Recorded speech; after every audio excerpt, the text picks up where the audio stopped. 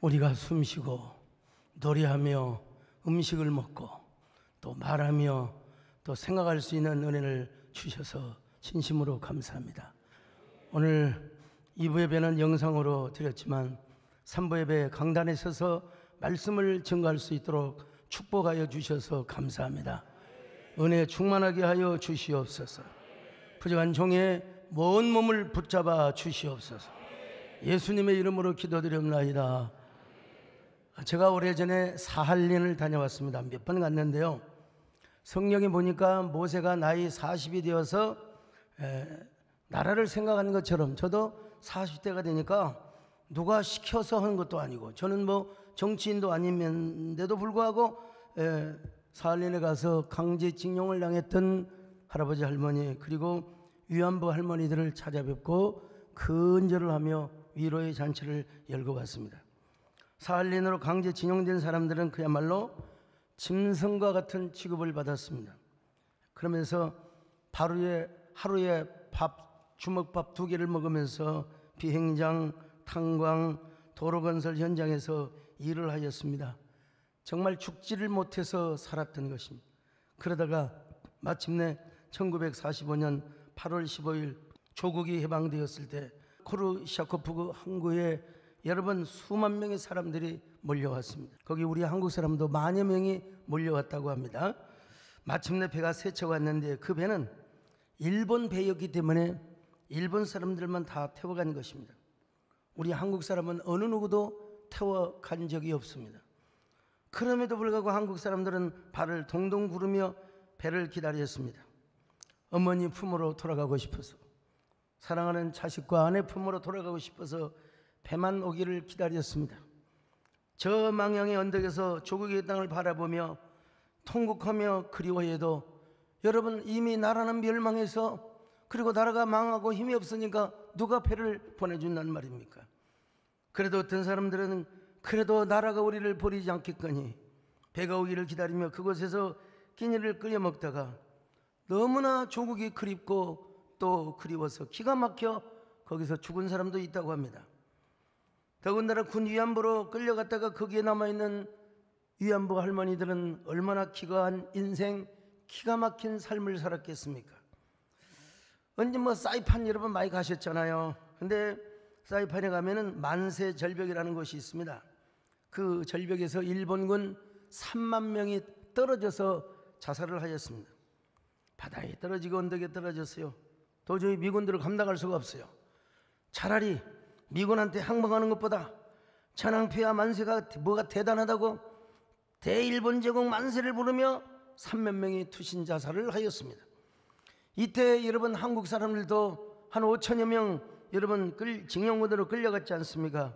그때 한국 사람은 미군에게 항복만 하면 여러분 살아요. 항복만 하면 살아요. 그런데 일본군들이 너희도 같이 죽자고 그냥 뒤에서 미끄러뜨리니까 우리 조선의 군대 5천 명이 함께 죽었던 것입니다.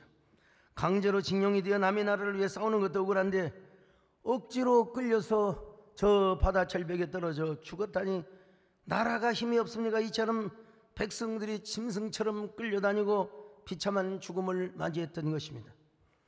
저는 천안에 있는 독립기념관을 다녀온 적이 있습니다. 거기 가면 일제의 만행이 얼마나 잔혹한지 알 수가 있습니다. 특별히 서대문구치소 역사관을 가면은 3.1운동 당시 독립운동한 분들의 독립운동가들의 그 쉰 목소리, 대한독립 만세, 대한독립 만세. 여러분 더 이상 목이 나오지를 않았다는 것입니다. 왜 일본은 우리나라를 그렇게 수탈하려고 했을까요? 임진왜란 이전부터 섬나라의 어떤 비정상적 욕구와 본능이 발동이 되었기 때문에 그렇습니다. 더구나 일본은 서구 세력으로부터 침략을 받았습니다. 일본에는 여러분 메이지 유신 이전에 에도 막부 시대가 있었습니다. 이 임진왜란을 일으켰던 도요토미 히데요시를 물리치고 토쿠가와 이에야스가 정권을 잡으면서 에도 막부 시대가 열리죠. 그래서 일본은 천황을 중심으로 해서 각 지역은 사무라이 막부들이 252년 동안 다스리고 있었습니다. 에도 막부는 현상 유지를 원하는 정권이었기 때문에 대외적으로는 세국 정책을 펼쳤습니다. 그리고 조선, 힘 약한 우리나라만 그냥 서로 통신사로 설령 관계를 유지하였고 해적 활동은 엄격하게 금지되었습니다. 그러다가 여러분, 자기들이 천황폐하를 중심으로 대일본 제국이라고 생각을 했는데 프랑스를 비롯한 서구 영국 열강들에게 침략을 받기 시작하는 거예요. 일본은 대혼란에 빠집니다. 총으로 쏘는 사람 칼로 어떻게 막습니까? 그래서 그들은 깨닫습니다. 아, 막부의 정치적 리더십으로서는 다른 나라에게 절대로 빼앗길 수가 있겠구나. 다른 나라에게 우리나라를 빼앗길 수도 있겠구나. 그래서 현재 실력으로서는 서양 열강을 이길 수 없으니 그 분풀이를 어디다 갖다가 대느냐? 여러분, 우리 조선 땅에, 그리고 청나라와 러시아, 대만을 먹으려고 여러분 제국주의 시대를 이제 꿈꾸어 갑니다. 이 내용은 여러분, 우리 교회 집사님이 쓰신, 그리고 동의대학교 교수이신 우리 김민호 교수님이 쓰신 조슈 이야기에서 그대로 발표를 해서 전달을 합니다. 그런데 유럽의 함대가 일본의 개국을 요구하면서 모든 것이 달라집니다. 특별히 일본은 메이지 유신을 거쳐 부국 강병의 제국주의 시대의 국가로 변모합니다. 그래서 청일전쟁을 일으키고 또 러일전쟁, 만주사변, 태평양 전쟁 등으로 이어지는 그런 전쟁들이 계속해서 일어났습니다. 그 과정에서 우리 조선은 일본의 식민정책에 그야말로 시달리는 나라가 되고 말죠. 그런데 바로 그런 사상과 정책을 애당초부터 부추기는 사람이 한 명이 있었습니다. 그 사람은 요시다 쇼인이라고 하는 사람인데요. 그는 야마구치현 학이라고 하는 조그마한 동네에서 태어났습니다. 근데 임진왜란을 일으킨 도요토미 히데요시를 신봉하는 정복력에 그야말로 망상가로 빠져 있었어요. 우리가 서양에 당한 그대로 우리는 조선과 청나라, 러시아에 대만을 먹어버리자, 뭐 이렇게 가르친, 특별히 그는 정한론, 우리 한국을 침략하자는 정한론을 가르쳤습니다. 그는 조그만 집에서 우리말로 말하면 서당의 훈장처럼 제자들을 가르치기 시작했습니다. 그러나 그의 사고와 행동이 너무나 과격하고 급진적이어서 여러 번 감옥에 들어갔고 끝내는 젊은 나이에 참수형을 당하였습니다. 그러나 그는 죽었지만 유수록과 외종론이라는 저서를 남겼습니다. 그리고 그가 죽었지만은 직간접적으로 그에게 교육을 받은 사람들이 마침내 메이지 유신을 일으킵니다. 일본의 메이지 유신. 그래서 그의 제자들이 천황의 휘하 아래 실제적 권력을 갖는, 여러분 이제는 막부가 아니라 총리의 권한을 행사하는 이런 사람들이 되어갑니다. 요시다 쇼인의 대표적인 제자들은 대한제국 강탈의 원흉 이토 히로부미, 명성 황후 시의 배우 인물인 이노가루, 조선 초대 총독 데라오찌, 그리고 경복궁을 강제 점령했던 전 일본 아베 총리의 고조부 오시마 등입니다. 여러분, 옛날에는 야마구치현을 뭐라고 하냐, 조슈번이라고 했어요. 조슈편. 지금은 이제 야마구치현이라고 하는데, 일본이 내각제가 처음 시작된 1885년부터 1908년까지 약 30여 년 동안 내각 총리 출신들의 지역을 살펴보면 조슈번, 야마구치현의 출신이 10명이나 나옵니다. 10명. 내각 총리 대신에 교체되는 과정이 실질적으로 총리가 부재하여 강요 일부가 총리직을 겸임한 것을 빼놓고는 1대에서 18대 이렇게 모든 총리의 재직기간을 합산하면 1만 1885일인데요. 그 가운데 조슈 출신의 이토 히로부미, 야마가타 아리토모, 가스가라 다로, 데라고치 마사케테, 4명이 수상이 전부 다 7537일 동안을 다스렸다고 합니다. 그리고 그때뿐만 아니라 그 이후에도 야마구치현에서 다나카 기이치, 기시 노부스케, 사토 에이사쿠, 그리고 아베 총리 등이 나왔습니다. 이들이 다 요시다 쇼인의 정한론의 교육을 받은 사람들입니다. 요시다 쇼인의 저서 유서록과 외종론을 읽고 자란 사람들이었어요. 이거야말로 인류의 보편적 사상과 인간의 가치를 저버린 자기애적 망상의 결과라고 이야기할 수 있죠. 여러분, 우리가 왜 국력을 신장시킵니까? 왜 안보력과 국방력을 튼튼히 우리가 만들려고 하는 것입니까? 그거는 우리 백성, 우리 국민을 지키기 위해서인 겁니다. 남의 나라가 우리나라를 침범하면 그것을 막고 그 강탈을 막아내고 오히려 그들을 공격하기 위해서 여러분 군대가 있는 거예요. 물론 내 나라 내 백성을 지키기 위해서 결사적 공격을 했던 분이 한 분 계십니다. 이분은 뭐라 누굽니까? 안중근 의사입니다. 그는 대한제국의 국권을 회복하기 위하여, 아니 동양의 평화를 위해서 이토 히로부미를 포살하려는 거사를 계획하였습니다. 안중근 의사는 한 개인을 죽이지 않았다는 것입니다. 왜 약하고 죄 없는 우리 민족을 이렇게 괴롭히느냐 이거예요. 그래서 자기는 대한제국을 지킬 뿐만 아니라 동양 평화를 위해서 어쩔 수 없이 이토 히로부미를 저격했다는 것이죠. 그는 1909년 10월 26일 이른 새벽 저 안개가 자욱히 들이온 하얼빈역으로 갑니다. 그리고 이토 히로부미가 나오자 그는 곧바로 권총을 뽑아들고 통쾌하게 세 발을 쏘았습니다. 여러분, 안중근사는 당연히 이제 혼병들에게 잡혀갔죠. 그러나 일본 영사관에 넘겨져서 리순 감옥으로 갑니다. 저 감옥 안에서 안중근 의사는 울분을 삼키는 고독한 나날을 보내다가 1910년 2월 14일 사형 선고를 받습니다. 그때 그에게 가장 그립고 가슴이 사무치도록 보고 싶었던 분이 바로 어머니였습니다. 어머니보다 일찍 죽는 것이 최고의 불효라고 생각했어요. 그래서 그는 불효의 마음을 이렇게 적어서 어머니께 보냅니다. 어머니 전상서, 예수님을 참여합니다. 불초한 자식은 감히 한 말씀을 어머님 전에 올려드리고자 합니다. 엎드려 바라옵건대 자식의 박심한 불효와 아침 저녁 무난 인사 못드림을 용서하여 주옵소서.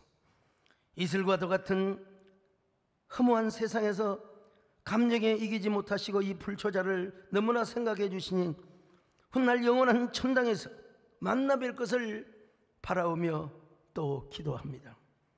이 현세 일이야말로 모두 주님의 명령에 달려있으니 마음을 편안히 하옵기를 천만 번 바라올 뿐입니다.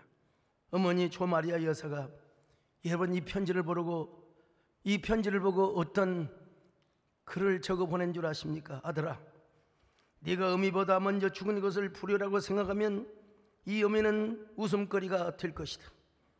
너의 죽음은 한 사람의 것이 아닌 조선 전체의 공물을 짊어진 것이다. 만약에 내가 항소를 한다면 그건 일제의 목숨을 구하는 것이다. 나라를 위해 땀만 먹지 말고 죽어라. 옳은 일을 하고 받은 형이니 비겁하게 삶을 구하지 말고 대의에 죽은 것이 어미에 대한 효도다. 아마도 이 어미가 쓰는 마지막 편지가 될 것이다. 내 수의를 지어 보내니 이 옷을 입고 편히 가거라. 여러분, 얼마나 훌륭하신 어머니십니까? 그래서 안중근사는 어머니의 말씀대로 항소를 포기합니다. 이곳 그는 어머니가 만들어준 수의복을 입고 사형장에 도착을 합니다. 여러분, 저기 교수대가, 여러분 안중근 의사가 목에 교수형으로 달려 죽은 저 사형장입니다. 어머니가 만들어준 수의복을 입고 안중근 의사는 사형에 처해졌습니다. 여러분, 저는 대한민국 한 국민으로서 통보를 느꼈고, 그리고 안 의사의 목을 졸랐던 저주를 붙잡고 저는 이렇게 되뇌었습니다. 안중근 의사여, 저는 결코 당신을 잊지 않겠습니다. 대한민국 국민이여, 우리는 이 역사의 수치와 아픔을 잊어서는 안 됩니다. 그런데 안중근 의사의 배후에 누가 있었습니까? 여러분, 페치카 최재형 선생님이 계셨어요. 그는 1860년 8월 15일 함경북도 경원에서 당시 머슴살이 노비입니다. 노비와 기생의 아들로 태어났습니다. 세상에 완전히 흙수저죠, 흙수저. 근데 최재형이 9살 때 함경북도의 대흥 흉년이 기근이 그냥 휩쓸어서 많은 사람이 굶어 죽게 되었습니다. 그래서 아버지와 형과 함께 두만강을 건너 러시아의 영토인 치시너라고 하는 치시너 저도 가봤는데 그 지시너라는 한인 마을로 갔습니다. 그러나 거기서도 가난과 배고픔이 계속돼서 최재형은 11살 나이에 포시에트 항구로 도망을 갑니다. 거기 가면 무역군들에게 심부름을 하면 적어도 굶어 죽지는 않는다고 생각을 했어요. 최재형은 공부를 잘했어요. 근데 그의 형수가 공부하지 말고 가서 돈 벌어오라고 집을 나간 겁니다. 여러분, 아버지는 돌아가시고. 그래서 최재형은 그 항구에 마치 이르자마자 너무 배가 고파서 기진맥진해서 마침 그 자리에 쓰러져 버리고 말았습니다. 근데 그 쓰러진 소년을 품고 집으로 데려갔던 분이 러시아 정교인의 독실한 그리스도인이었습니다. 그리고 선장의 부인, 그 선장 부부가 그를 데려갔는데, 선장 부인은 러시아뿐만 아니라 러시아의 고전 문학과 인문학 등 다양한 분야에 유식하신 분이었어요. 그래서 최재형을 그 11살 때부터 계속 교육을 시킵니다. 학교를 보내고 개인 교습을 하고, 마침내 17세가 되어서 인텔리 청년이 되어가지고 블라디보스톡으로 옵니다. 그때 러시아가 동방영적을 펴서 러시아 군인이 블라디보스톡에 이제 뭐라고 할까요? 주둔을 하게 되었어요. 그래서 도로를 건설하고 빌딩을 지었습니다. 이때 최재형은 도로공사를 따내어 고려인들에게 돈을 벌게 해줬습니다. 그리고 최재형이 러시아군에게 고려인들의 농산품을 군납할 수 있도록 열심히 소 키우고 돼지 키우고 양 키워서 군납을 할 수 있도록, 그러니 여러분, 러시아에 사는 우리 한인들이 얼마나 기뻐했겠습니까? 최재형도 큰 거부가 되었습니다. 그래서 각 동네마다 학교를 세웠습니다. 동시에 교회를 세웠습니다. 여러분, 학교를 세우면 민족 계몽운동이 일어나고, 교회를 세우면 애국 애민의 사상을 가진다고 하는 소신 때문에 계속해서 공부를 가르쳤어요. 그리고 그 학교에서 공부를 제법 잘하는 저 외지로 큰 도시로 장학금을 주면서 공부를 시켰다는 것 아니겠습니까? 그래서 고려인들은 바로 최재형에게 페치카라는 선물을, 별명을 지어준 것입니다. 러시아 말로 벽난로요. 우리의 벽난로가 되시는 최재형 선생님. 제가 지금 하는 이야기는 수원대 박환 교수님이 쓴 페치카 최재형이라는 책과 최재형 기념사업회 이사장이신 문영숙 이사장이 쓴 독립운동가 최재형이라는 책을 다 읽고 여러분에게 지금 말씀을 드립니다. 그리고 더 자세한 내용은 그의 장손주 최발렌틴이라고 하는 그분에게 우리 교회도 오셨는데요. 그분이 할아버지의 모든 일거수일투족을 저에게 다 얘기해 주셨어요. 그 할아버지께서는 평소에 일본군의 우두머리를 암살하면 우리 조국의 독립에 큰 도움이 될 것이라는 소신을 갖고 계셨다는 거예요. 그 할아버지 여러분, 최재형이 뭐예요? 중간 무기상, 무기 거래를 하는 사람이었어요. 그래서 독립군들에게 무기를 공급해주고 총을 공급해주면서 여러분 독립군을 계속해서 도와주었다는 것입니다. 그러다가 마침내 안중근 의사와 함께 이토 히로부미를 저격하는 거사계획을 합니다. 여러분, 그 거사계획을 앞두고 안중근은 최재형의 저택에 머물면서 사격 연습을 하였습니다. 당시 최재형의 집이 핫산에 있었는데 집이 얼마나 컸는지 150명, 200명이 함께 먹을 수 있는, 잘 수 있는 어마어마한 저택이었다고 합니다. 그래서 그때 당시 독립운동가와 의용군들이 오면은 밥을 다 해주고 다 여러분 채워줬다고 하지 않습니까? 특별히 최재형 선생님의 친딸 최올가의 육필 기록 원고에 의하면 그때 안중근 의사와 자기 아버지가 누군가를 암살할 준비를 하고 있었다는 것을 눈치챘다는 것입니다. 아버지 집 창고벽에 세 사람의 모습을 그려놓고 그들에게 권총 사격 연습을 했다는 것입니다. 바로 이 원고가 나의 아버지 최재형이라는 책으로 여러분 나왔습니다. 그런데 나중에 최올가가 들으니까 안중근 의사가 하얼빈으로 가서 일본군의 우두머리를 저격했다는 것을 들었고, 그리고 나중에 신문을 통해서 일본군에 잡혔다는 소식을 알게 되었다는 것입니다. 안중근 의사는 조사받을 때까지 절대로 최재형에 대한 말을 한마디도 꺼내지 않았습니다. 왜냐하면 최재형 선생님을 보호하기 위해서였다고 합니다. 사실 왜 하얼빈에서 거사를 계획했느냐? 거기는 러시아 영토였어요. 안중근 의사가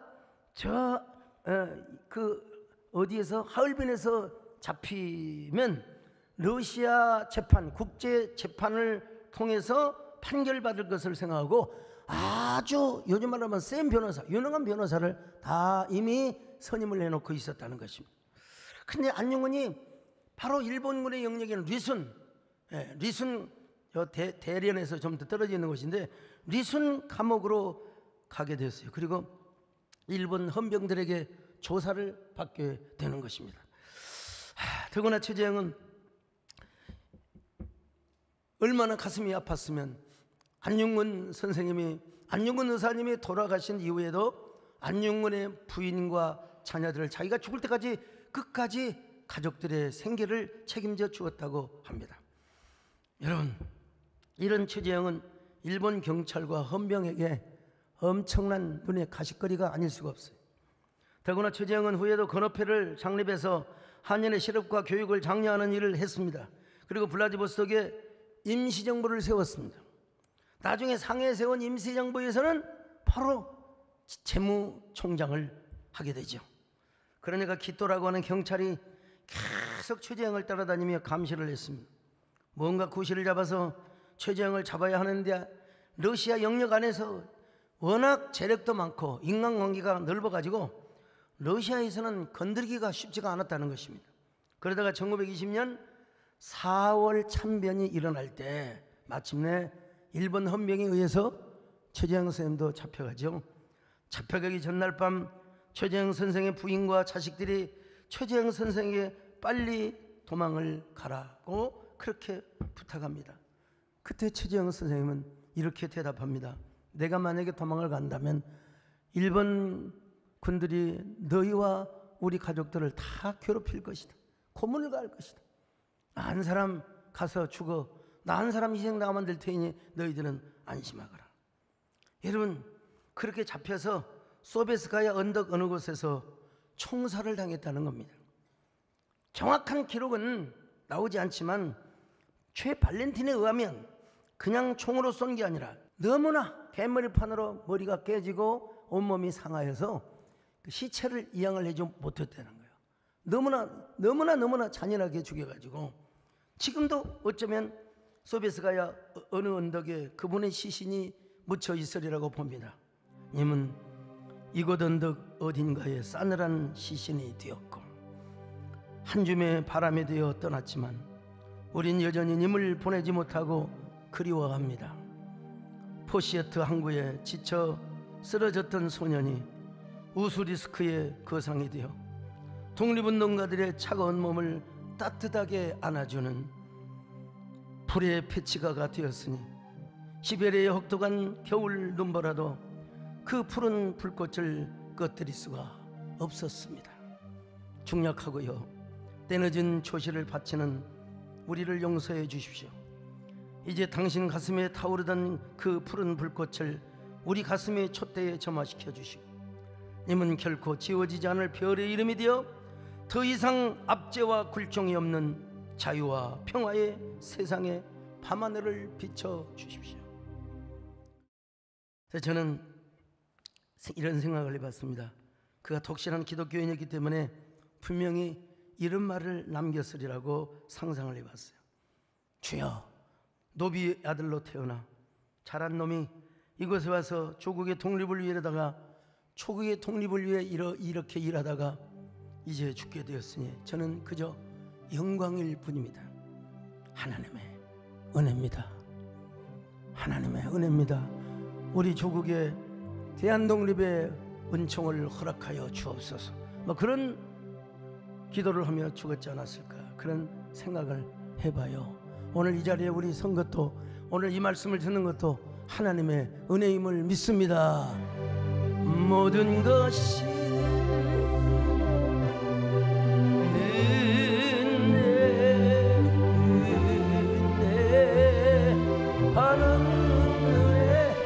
내 삶에 당연한 것 하나도 없었던 것은 모든 것이 은혜였어. 그는 마음 마음속으로 이렇게 외쳤을지도 모릅니다. 고려인이여 조선인이여, 광복의 날은 반드시 올 것입니다. 그러나 광복이 된 지 50년 100년이 지나도 오늘 우리가 당한 이 수치와 비극을 결코 잊어서는 안 됩니다. 기억해야 우리는 더 넓은 광복을 경험하게 될 것입니다. 그래서 저는 소베스가의 언덕에 어떻게든지 최재형 선생님의 순국 기념비라도 한번 세우면 좋겠다고, 아무리 제가 노력을 해도 안 돼요. 러시아에서 허락을 안 해주는 거예요. 그래서 그때 당시 문화관광위원장이신 안민석 전 의원님과 함께 가서 최재형 기념관 안에 흉상과 기념비를 세우고 왔습니다. 여러분, 그리고 최재형 선생님의 직계 후손들이 우리나라에 오면은 반드시 여러분, 코로나 이전에 많이 와서 우리가 많이 대접해 줬지 않습니까? 용돈도 비행기 티켓도. 저는 문학을 하는 사람이지만 당시 많은 문학인들이, 많은 지성인들이 친일파로 변절을 해버렸습니다.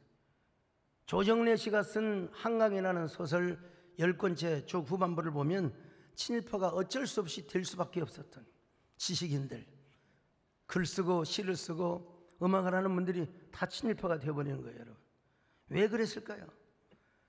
우리나라가 독립될 줄 알았으면 그런 일을 안 했겠죠.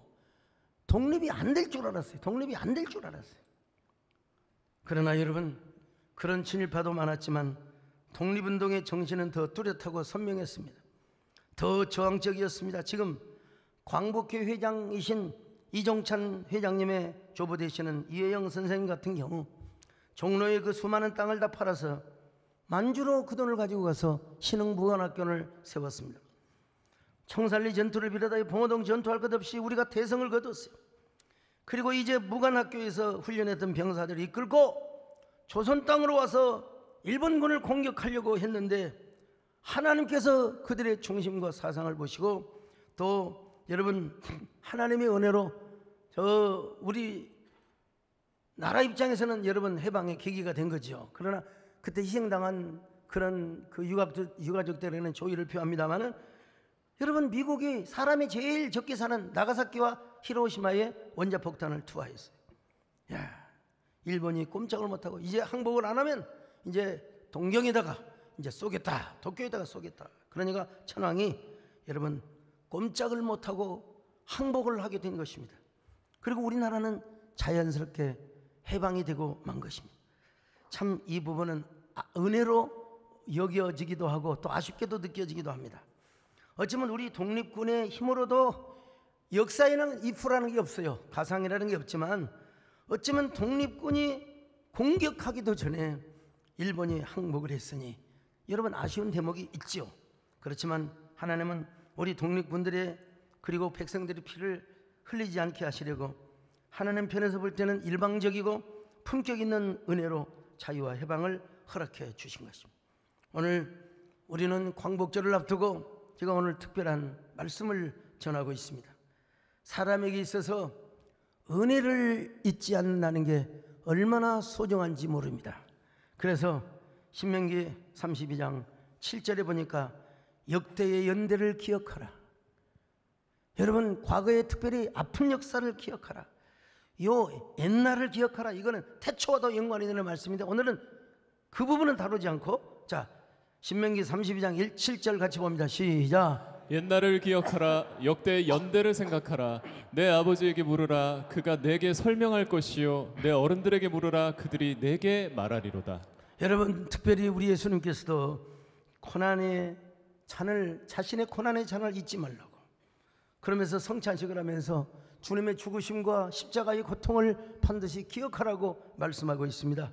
고린도전서 11장 24절로 25절입니다. 시작. 축사하시고 떼어 이르시되 이것은 너희를 위하는 내 몸이니 이것을 행하여 나를 기념하라 하시고, 식후에 또한 그와 같이 잔을 가지시고 이르시되 이 잔은 내 피로 세운 새 언약이니 이것을 행하여 마실 때마다 나를 기념하라 하셨으니. 자, 여기서 헬라어로 아남네시스라고 하는 말인데요, 여러분, 주님의 고난 수치를 기억하라는 거예요. 기억하라는 거예요.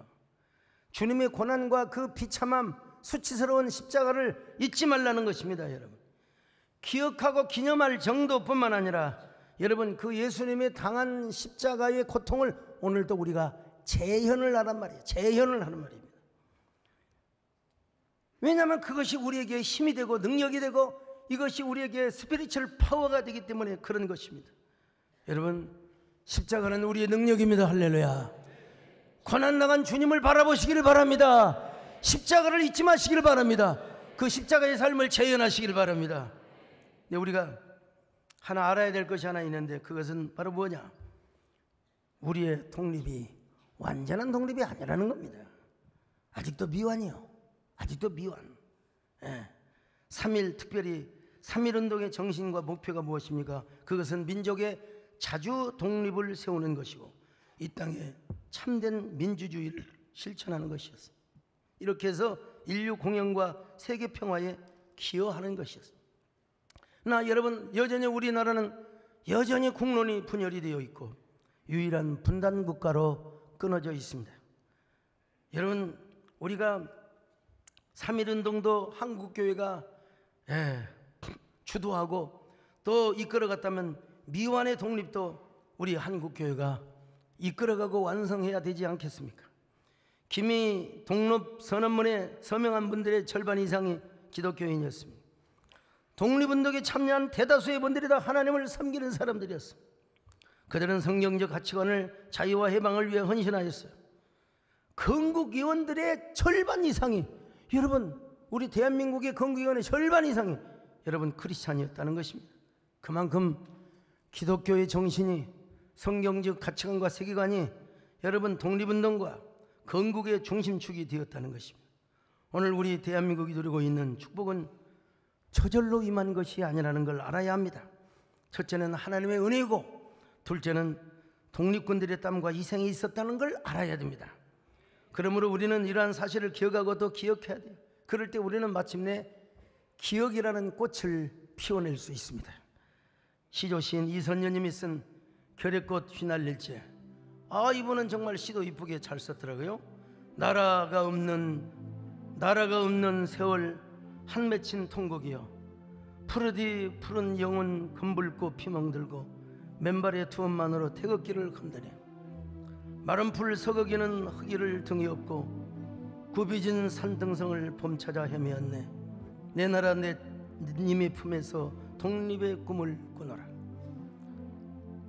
산 넘어 봄을 찾아 버선발 앞세우고 8월의 하늘 위에 계륵꽃 휘날릴채 터지는 함성소리에 하늘문이 열리네. 중력하고요 산당아 곱게 피는 앞동산 올라앉아 정갈한 햇물바다 이 몸을 씻어내고 내주고 꽃피는 동산에 들꽃되어 피리라. 들꽃되어 피리라. 아름다운 참 시조시이죠. 그러므로 오늘 우리도 이 하나님의 은혜와 독립군들의 정신을 기억하며 여러분 우리는 기억의 꽃을 피워야 합니다. 기억의 꽃을 피워 더 강력하고 위대한 대한민국을 만들어 가야 합니다. 언젠가 복음과 자유민주주의, 시장경제를 중심으로 한 피흘림이 없는 복음 안에서의 평화통일, 예수님으로의 평화통일을 우리는 이루어야 합니다.